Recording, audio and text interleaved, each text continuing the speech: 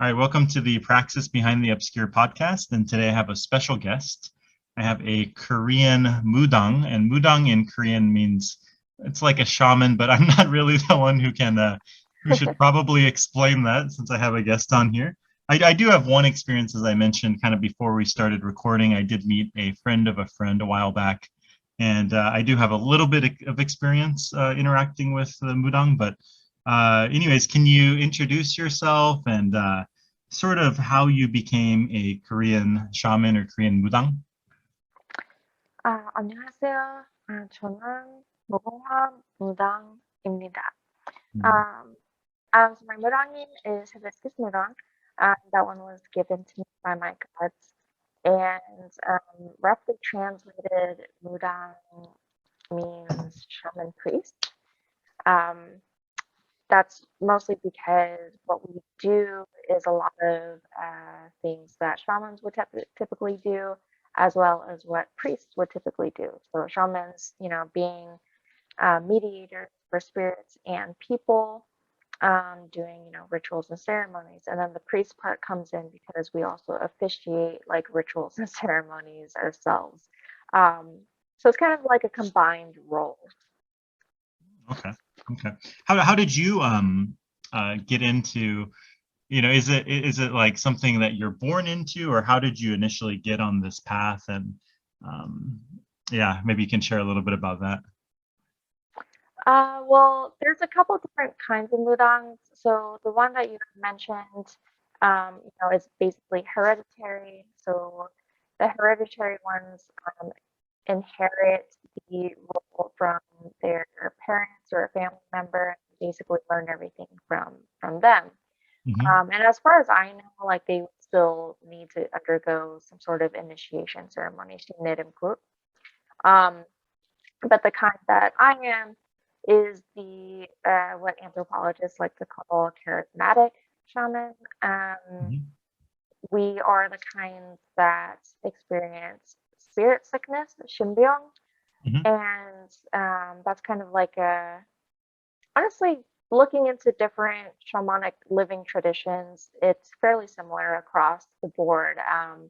The person with the affliction suffers for however long with different symptoms Hmm. um, until they accept their calling and undergo some sort of initiation. Obviously, it's different across traditions, but um, so I had actually started experiencing certain symptoms like premonition dreams and a feeling that kind of was like electric jolts going down my neck and my shoulders. Hmm. Um, And honestly, it wasn't too bad. It would, maybe last a few seconds and went away. But Hmm. then, as the years kind of progressed, it got worse and worse. It never necessarily hurt so much to the point that, I would faint, but it would startle me enough where I would have to fight to keep myself from yelling out from it happening. Hmm. And when my premonition dreams were coming true, Hmm.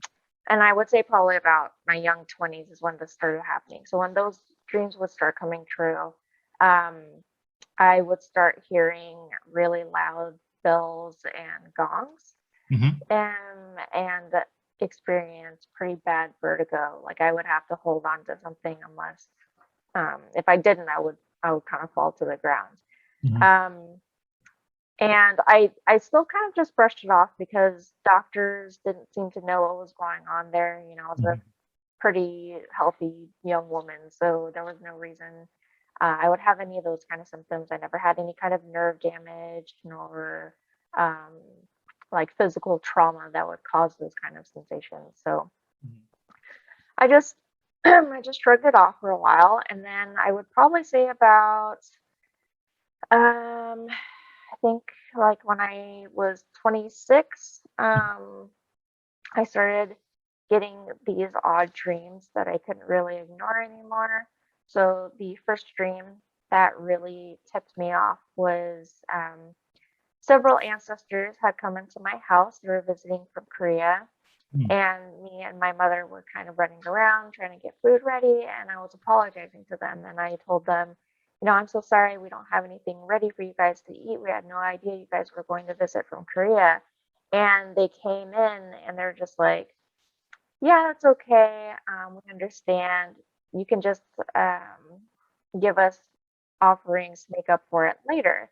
Mm-hmm. And in my, in my brain mind, um, I just kind of shrugged it off, but I thought the word offering was a little weird. And Mm. so they came in, they, you know, unraveled this big pack.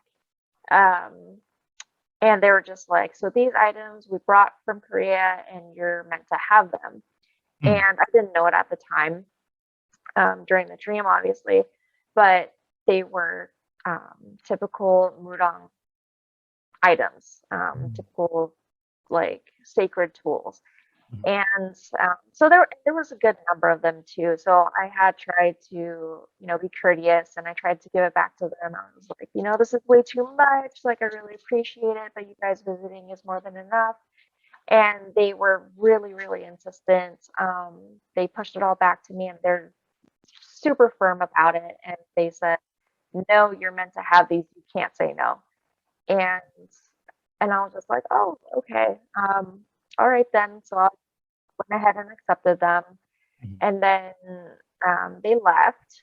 And when I woke up, I asked my mom about the dream, and she was a little surprised. I had asked her to help me find some other mudangs to kind of get verified and vetted, because any kind of images can sneak into your subconscious and influence your dreams sometimes.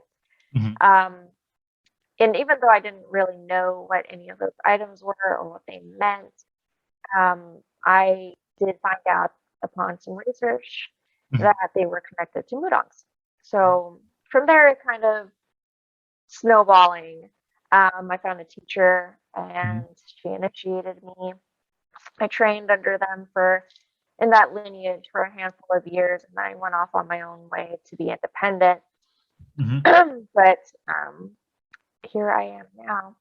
I'm curious. You mentioned you found a teacher and you got initiated. What is like a typical process of initiation? Is it there's certain rituals that are involved, or I'm curious a little bit about that. So our initiation ceremony is one of the most expensive ceremonies you could ever get from a mudang. Uh-huh. Um, and I mean, there's obviously a good reason for it, right? Because it is typically like a 3 to several day ceremony, and the preparation for that can easily be like 1 to 3 months long in itself. Mhm. Um, and so, the ceremony itself, the one I received was a particular kind. Obviously, Mudangs will officiate their ceremonies in certain different ways, Mhm. um, and there will be different tests within those ceremonies.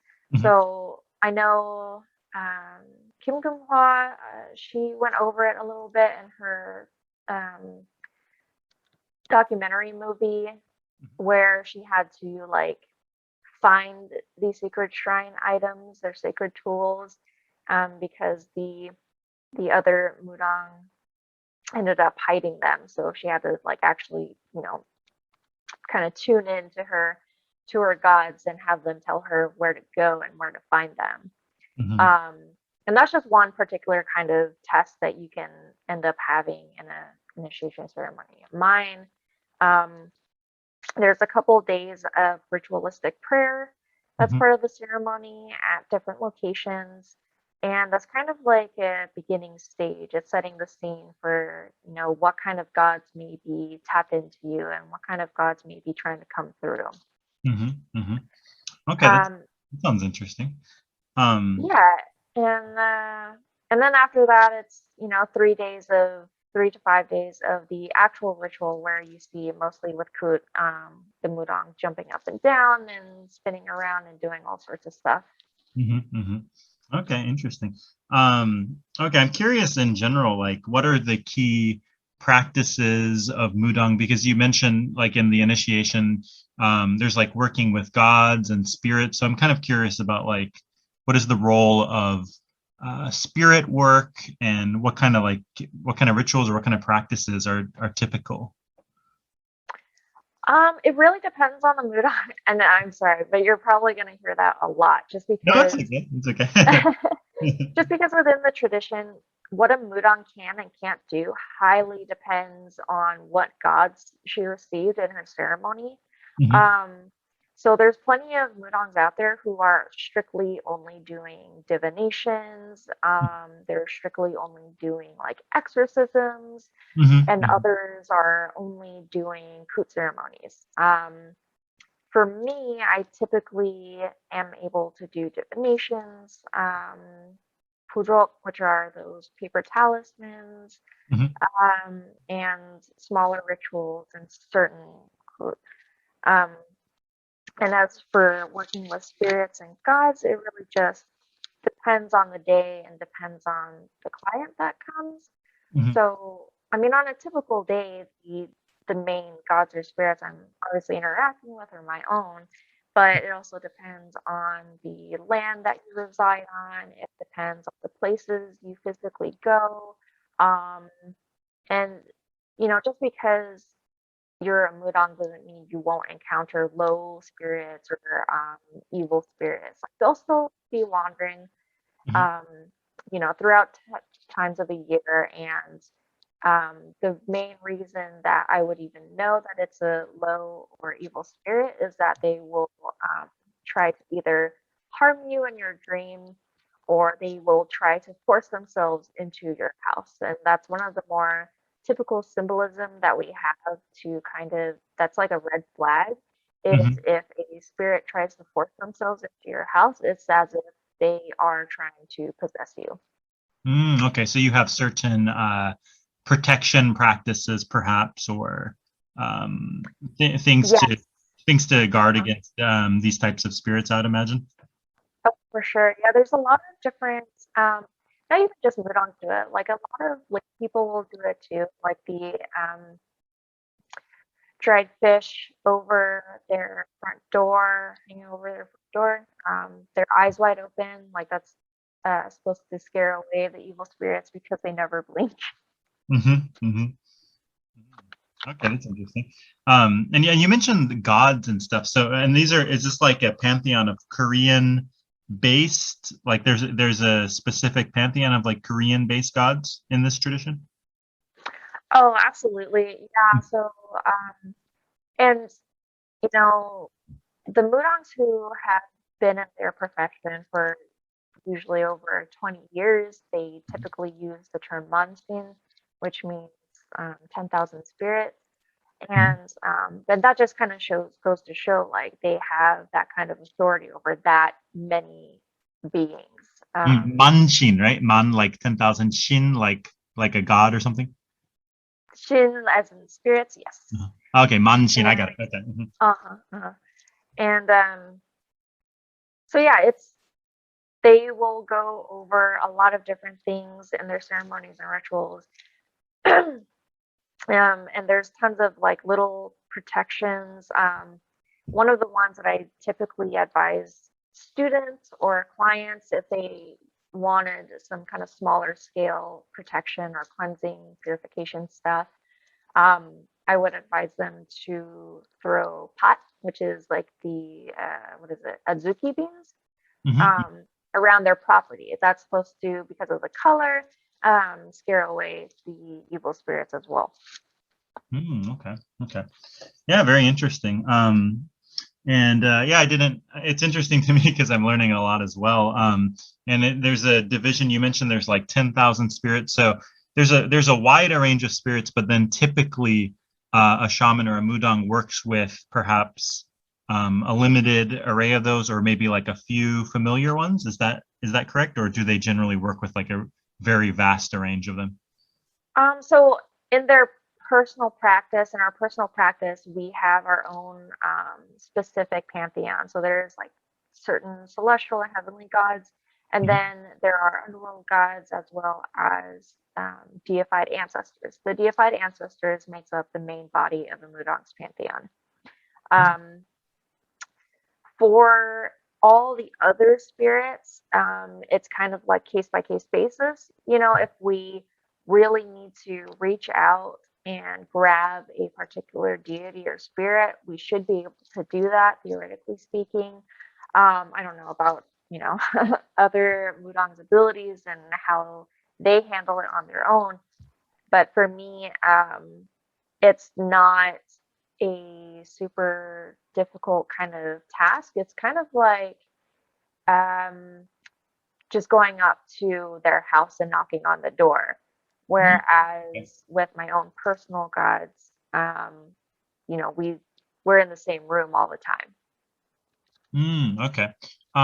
When you communicate or contact these spirits, are there certain methods that you use? Is it like getting almost into a trance state, or would you describe it more like an automatic, like you're able to do it quickly, or do you have to work up into getting into sort of a trance-like state?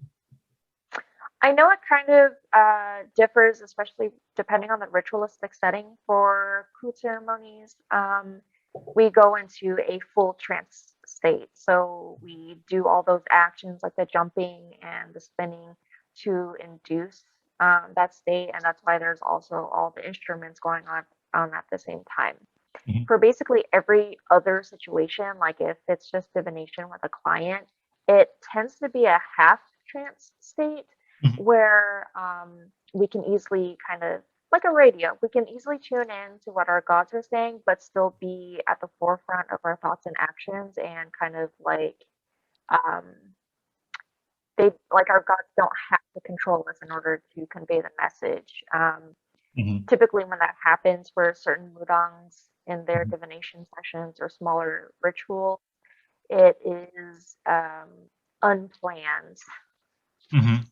Mhm. Okay, interesting, interesting.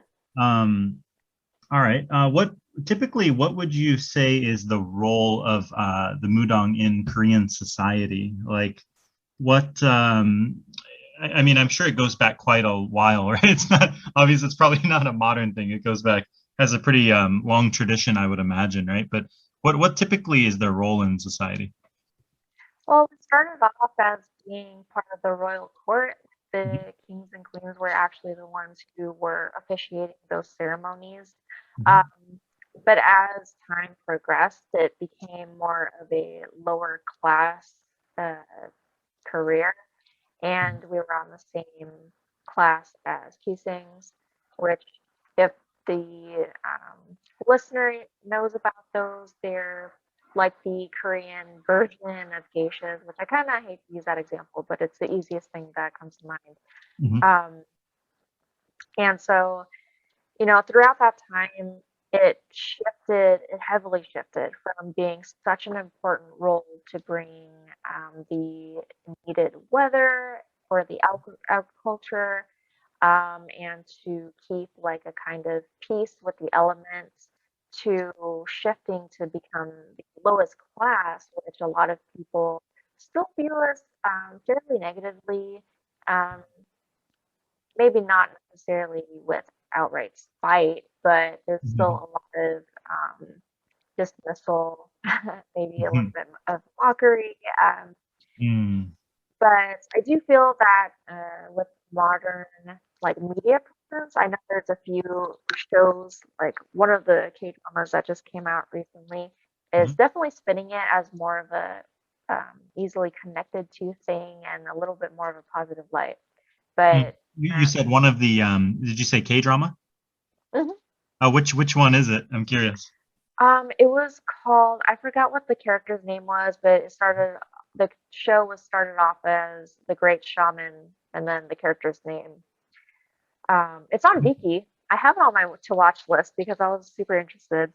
Okay, okay. Maybe I can link it later in the show notes. People want to check it out. Oh, Yeah. for sure. Uh-huh. Okay. Um, but yeah, so our role is primarily, you know, to be the mediator. So we are here to help humans Mhm. and also benefit the spirits, usually the client's ancestors, who probably have some unresolved trauma or emotions or events that still need to be worked out. And usually those can be resolved with rituals and ceremonies. Um, but besides that, it's definitely mostly a service kind of job. It's very similar to I would say nuns or priests. Mhm. They dedicate their entire life basically to basically being of service to the people and God, and it's very similar in that capacity. Mhm. Mhm. I wonder since after I guess in the past 100 years or so, perhaps Korea. I mean, there's probably like I don't know the exact numbers, but I think it's probably like 35% Christian here, maybe something like that. So I wonder if that has had a big impact on kind of, as you mentioned, maybe like more negative views or more. I wonder how that, like the introduction of other religions into Korea, has that sort of like uprooted or like sort of cast a negative view on Mudang? Do you think? I mean, it definitely didn't help. Like the Yeah, yeah, that's what I was gonna Confucianism, say. yeah, Confucianism first definitely Right. made it even worse. Um, Christianity, as well as certain sects of Buddhism as well, mhm, really cast a negative light on Musop, mhm, which is the Korean shamanism tradition, belief, or whatever you want to call it.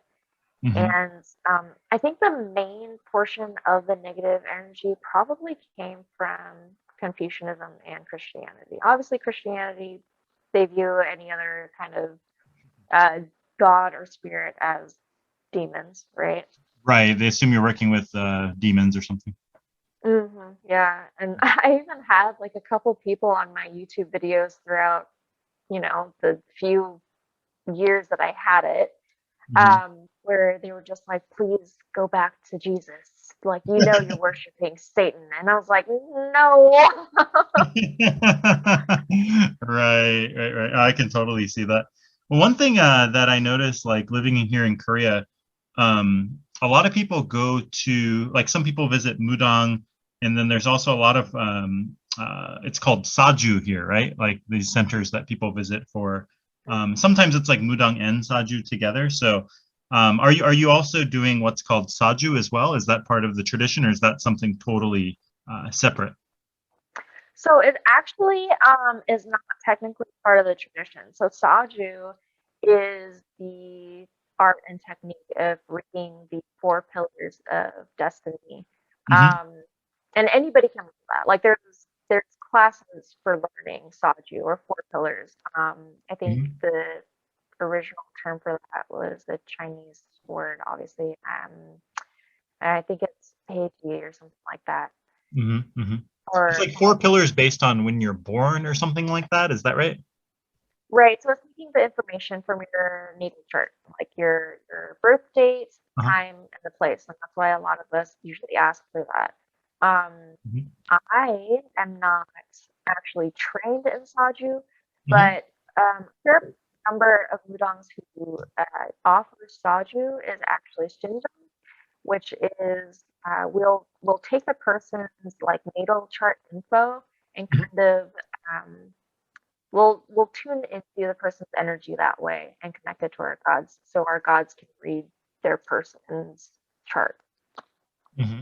Oh, interesting. Okay, so they can kind of work hand in hand, and they can use Exactly. yeah, it is possible to use Saju to kind of like fine tune, maybe Hmm. perhaps the spirit work that you're doing and what have you, right? Okay, that's Hmm. interesting. Yeah, Saju, it seems I don't have much experience with it, but it does seem like the only way I can really explain it from what I've seen is sort of like Eastern astrology, almost like Chinese or Korean astrology, because it is based on like when you're born, like your natal chart, kind of as you mentioned. But however, with like a different layout of elements from what I saw, like they had like I forgot it was like four or five different elements, and then yeah, I'm not an expert to talk about it, but it's probably like the best way I could describe it for a Westerner who's listening in, like, oh, what is this Saju, right? It's like Would Right. you say it's kind of like astrology in a way because it kind of pinpoints when you're born and um, sort of your like tendencies and what have you, right? Right, definitely. So I personally like to call it like a lunar zodiac. Mhm. So instead of Chinese zodiac, because all the East Asian regions use a similar system, calling it a lunar zodiac kind of meshes it better for everybody since it all around it uses like lunar dates and things like that. So it's very similar to reading your lunar zodiac. What year you were born, the zodiac for the year that you were born Mhm. doesn't actually refer to your personality. It refers to how your incoming year is going to react to you as a person.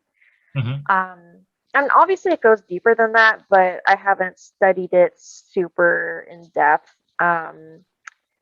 The personality typically comes more from the, I think, day zodiac animal that you have. Okay. Yeah, it's interesting.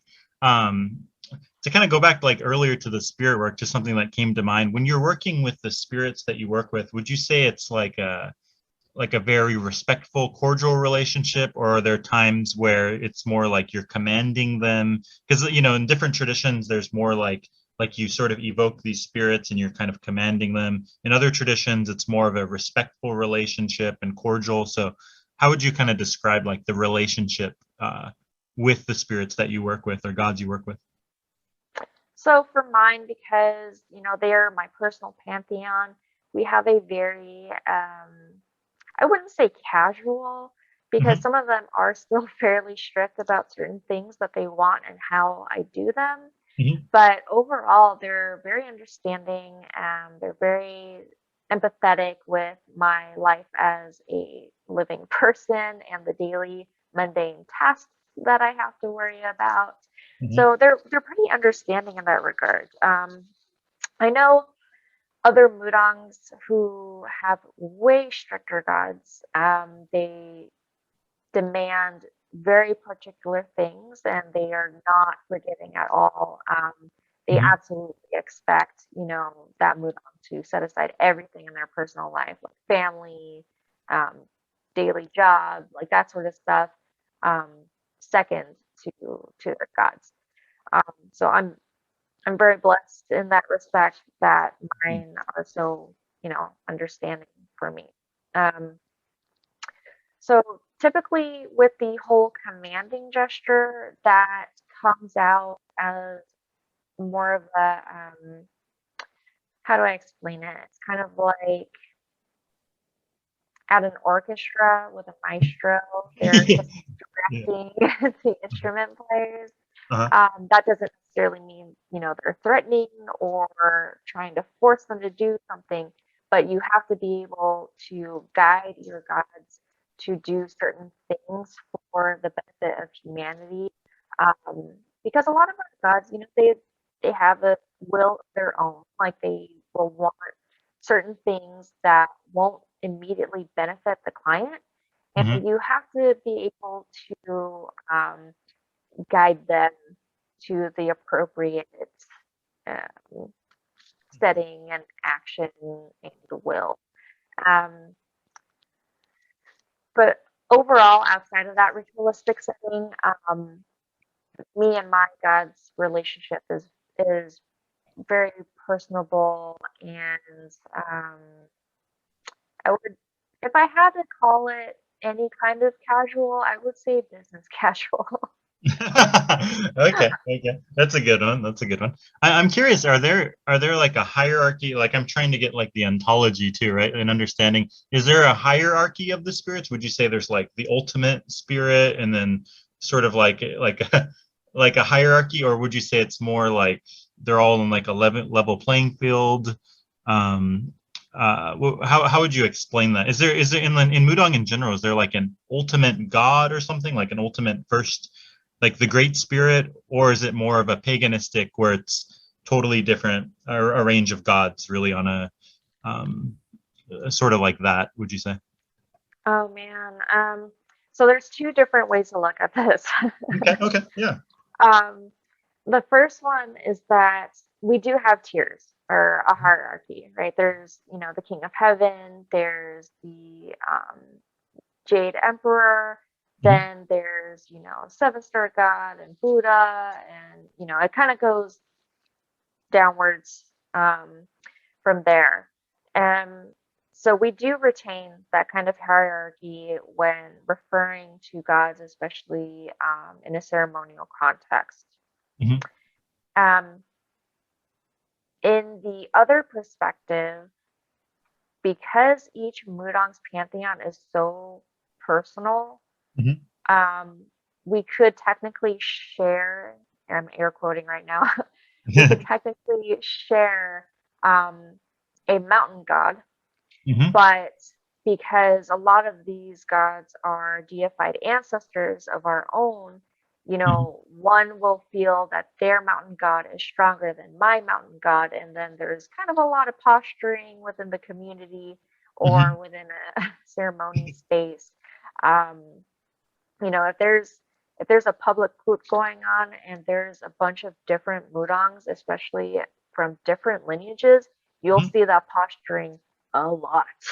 Interesting. Okay. Yeah, there's a little bit of a like rivalries or what have you. Yeah, like, oh, my lineage, my Shinomani, my spirit mother is so much stronger than yours. Like, our gods are way stronger. Like, we can do everything the client asks, like, right away, but yours won't be able to do that. Ah, that's very interesting. I think that brings in the Korean competitiveness, because the society is like, for people who are living in America, I don't think it's possible to understand. It's a hyper competitive society, right? Like even from a young age, it's like getting into the best hagwon, which would be like an academy, and the best school and the company and the clothes, everything, Oh, all the way from like a youth to growing up through life. It's a very, very competitive society that, so it's very hard to even explain to a Westerner, because they would say like, oh, I grew up in a competitive atmosphere, but it's probably nothing compared to a Korean, like a typical Korean. yeah, not when you're not surrounded culturally by it, right? Like, Yeah. um, even really little things like how you gift your family member, like that's going to be heavily scrutinized by everyone. Like, Mhm. um, a really good example is my spirit father. Like, he had asked me one time, like, hey, what do you hope for your life? What do you wish for your life? And I gave a really simple answer. Like, I just want to make sure I am as happy as can be for the majority of my lifetime. Mhm. And he kind of just looked at me and was like, what is that? Like, that's not a goal. Like, that's not an answer. Yeah, that's pretty funny. That's pretty funny. Like, come on, you got to do better than that. Yeah, like that's not what's gonna make you happy? What exactly? Like, being a doctor is gonna make you happy? Hmm, hmm. Oh, okay, interesting. Um, Interesting. You also mentioned, to kind of backtrack, I think you mentioned one of the gods or spirits you could work with was Buddha. So Buddha also plays a role in this tradition as well. Well, with the absorbed facets of Mhm. Buddhism in our tradition, Buddha is definitely one of the um, higher high tier deities that a Mudang may be able to receive in her initiation. Oh, okay. Um, but honestly, and I'm not one who received a Buddha, but like, the word is that if a Mudang has Buddha Uh-huh. in their pantheon, then they typically suffer more. So Interesting. Okay, interesting. Well, Buddha did say that, life is suffering. That's like one of the four yeah, noble, right? Literally part of the four noble teachings. So exactly. that's quite interesting. All right, I didn't know about that. Um, is it, when you're working with the spirits, it's just kind of curious too. Like, do they see like humans as having some sort of ultimate destiny or like karma, or is it sort of, I'm curious, like, what's the role? Because I'm sure you have like clients who come in, and do they see like this person should, this is like this person's destiny, or they don't really mention anything like that? So that's one of the conflicting things, and there's a lot of conflicting things within the tradition. So when a client comes to me and asks about their destiny or what their fate is, what their life is meant for, I'll see, my gods will show me like one path, and that path on the left side is what overall 80% chance of happening is their Mhm. fate and their destiny. Not Mhm. much is going to be able to change it. But on the right hand side are all these diverging paths um, that could enter the picture and could be changed depending on a variety of factors. Mhm. And that's kind of one of the main things that Mudangs are here for, is that we are here to try to change a person's fate and destiny if we can. Mhm. And crude ceremonies are supposed to be like the one thing that should be able to help change that. Okay. Okay. So yeah, I like that explanation. So it's not like there's one specific path. Obviously, people can change their life or their choice, but there's sort of an array of different paths that somebody can go on, pretty much, right? Mm-hmm. Okay. Okay, that's interesting. Do you know much about like shamanism from other countries? Have you ever, I mean, maybe you've studied a little bit or come across shamans from other countries, and if so, are there a lot of commonalities, or do you see a lot of differences? Um, so, I mean, given the background, I was basically raised in America since I was 6. Mhm. But my first 6 years were in Korea, which is why my first spoken language was Korean, and then I moved here and Okay, so got. you're born here. hmm Okay. Um, so, given the environment and different culture in America, I was definitely um, able to access other traditions way easier than Korean. With Korean, there's that language barrier, and there's just not anything much written about it in English. Mhm. Um, so I had no idea until the calling kind of just came up. But um, I do have a couple uh, friends. I would call them like professional friends or professional peers.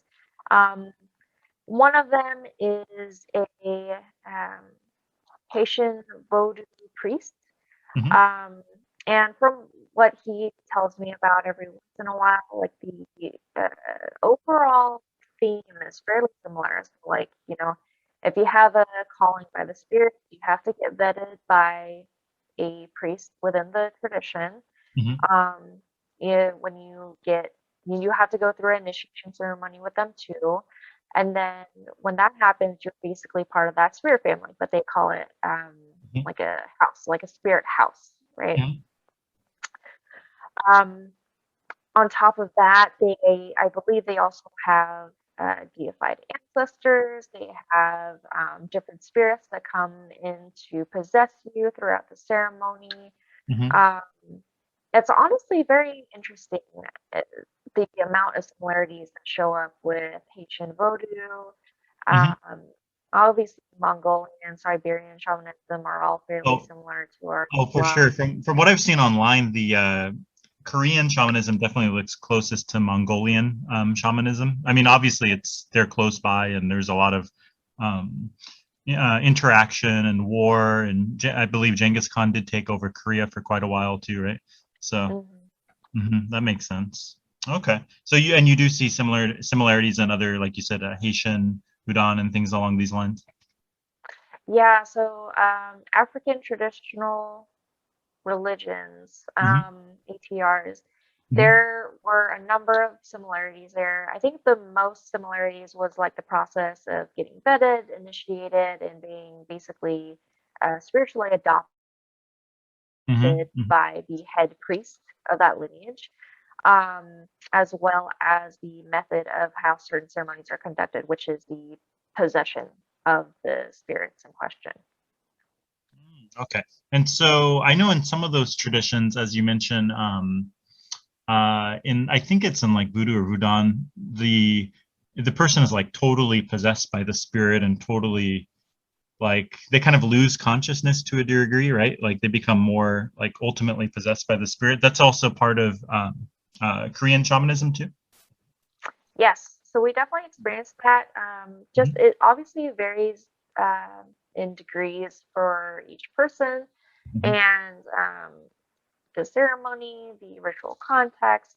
But overall, I would say probably 90% of the time, when we get possessed in fruit ceremonies, we still retain consciousness and we still Mm-hmm. retain a level of um, autonomous thinking and motion. Mm-hmm. Um, it's just that when our gods possess us, it is a heavy gut reaction to what we're going to say and what we do. Okay. Okay. Yeah, very interesting. Because I've read accounts or seen accounts of where like in some traditions where they're just totally there's like no free will and they're sort of like thrown around the room and things along these lines, right? And so Mm, yeah, mm, I guess there's different varying degrees and different traditions, right? But it sounds like mm. you still remain somewhat aware and um would you say you're able to like break the say you're going through one of these experiences, are you able to like stop it, or is it something that you have to kind of ride out? Oh, well, you know what? Depending on the strength of the Mudang themselves, Mhm. they, technically speaking, should be able to override the possessing deity, especially if that possessing deity is not doing what they should be doing. If it happens to be an evil spirit that was masquerading as their deity and, you know, took control and then was trying to run amok. Like the Mudang needs to be able to counteract that and get them out of their body. Um, so I would say overall, like we absolutely need to have the ability to take back control. Um, it's been a pretty rare case that I've seen Mudangs, at least in the communities that I've been around, um, be in complete like lack of control. Um, very, very rare. And the reason for that is that if the Mudang releases 100% of control in those kind of contexts, Mhm. they can't protect themselves and the client. Mhm. Um, and there could be a lot of damage done in that way. Okay. So it's So kind of like a seatbelt. yeah, so you do have to. It is very important to sort of develop the um, what would you say the initial practice, the initial protections, and to have like a solid Mhm. foundation before. Um, Oh, absolutely. yeah, that makes sense a lot. Another question I'm curious: when working with the spirit, is it often working? Are there like so there's the context of like communicating with them for perhaps divination purposes or knowledge or information, but then there's also perhaps working with them for like what in some traditions they'll call like low magic or folk magic, kind of like working with them to get more money or to meet a lover. Is that part of the practice as well, like working with them and asking them to bring more money into your life or a lover or something like that? Honestly, and here's another similarity with some of the other ATRs is that asking for those kinds of things is not seen as low magic Mhm. necessarily. You know, if you're earnest and sincere, like that's obviously very, very important. Um, asking for things that will make your mundane life easier, happier, more fortunate, and more balanced. Mhm. Um, it's it's even encouraged. Like a lot of the times after a ceremony, we'll say, may you have a blessed life. Here's some blessed foods to encourage more good fortune, whether that's financial, emotional, physical, what have you. And it's a lot of we encourage those kind of things all the time. Mhm, mhm. Yeah, yeah. I didn't mean to imply that it's low magic. Some people call it that, or some people characterize it as that. But that's more of seeing things from like a dualistic perspective, right? Like there's good and bad, and Mm. evil Yeah, it's practice, more good practices. Where what you're saying is like, yeah, it's these practices can kind of help. It's even encouraged to like help balance your life and make yourself, enjoy a better life, right? right, exactly. Like, um, it's not. I wouldn't say it's low magic. There are obviously are aspects of what we could call low magic that Mudangs would probably, honestly, in the 100 years would never try to do, or at least So on it's like purpose. having like attacking people or having evil intent perhaps towards another. Is that um, that's not as much a part of the tradition, or it is to a degree? Oh, yeah, varying tangents here. So like, Hmm. you know, uh, most Mudang lineages we strive to be humble and sincere, very similar to a Buddhist disciple. You Hmm. want to align your morals and your values with a higher good, essentially, but Hmm. maintain balance Hmm. where your desires and needs are just as much as what you do for your fellow human being. Um, Hmm. on that said, there are other Mudangs who are still fairly petty. There are Mudangs who will deliberately try to make their peers seem or sound incompetent so they can take those clients from them. Hmm. Um, you know, I wouldn't necessarily say like a Mudang. I've never seen a Mudang like have evil intent. Hmm. Um, I feel like too many of us would be terrified of losing our gods by acting in that kind of way. Hmm. Um, it it's just not. It's just very unheard of for a Mudang to show distasteful qualities like that. Um, for the most part, we all try to be, decent, good people. I know obviously that doesn't speak for everybody. There absolutely are Mudangs out there that are frauds and try to scam people, which really sucks because that doesn't help Yeah, with the sure. negative. Sure. I mean, that's with anything, right? Like it's not that's not Yeah. like specific to Mudang. I mean, any tradition or anything could have a degree of scammers, right? Oh, yeah, for sure. Hmm. Okay, okay. Yeah, when doing these sort of practical operations, do you ever see like do the spirits ever communicate like there's a limit? Like I'm kind of imagining like, oh yeah, as you mentioned, maybe bringing more money or a good person into your life, but do they ever kind of like say, hey, you're getting a bit greedy, like I need more money, so like treating them like an ATM or like, you know, Oh man. yeah, they can Yeah, kind of be that's stern at definitely times, I would imagine maybe. that's Yeah, yeah, like, definitely a thing. Like, uh-huh. up to a certain point, they will sympathize with you, but when you try to ask for too much, Hmm.